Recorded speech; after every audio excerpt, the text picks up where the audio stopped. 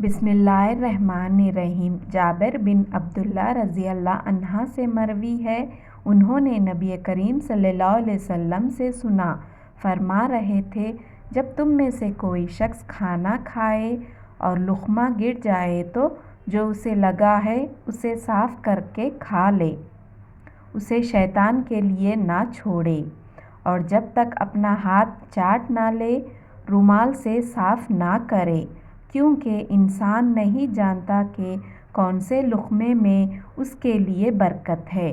شیطان ہر چیز پر انسان کے راستے میں گھات لگائے بیٹھا ہے، اور پلٹن جب تک چاٹ نہ لے یا چٹوا نہ لے نہ اٹھائے، کیونکہ کھانے کے آخری حصے میں برکت ہوتی ہے۔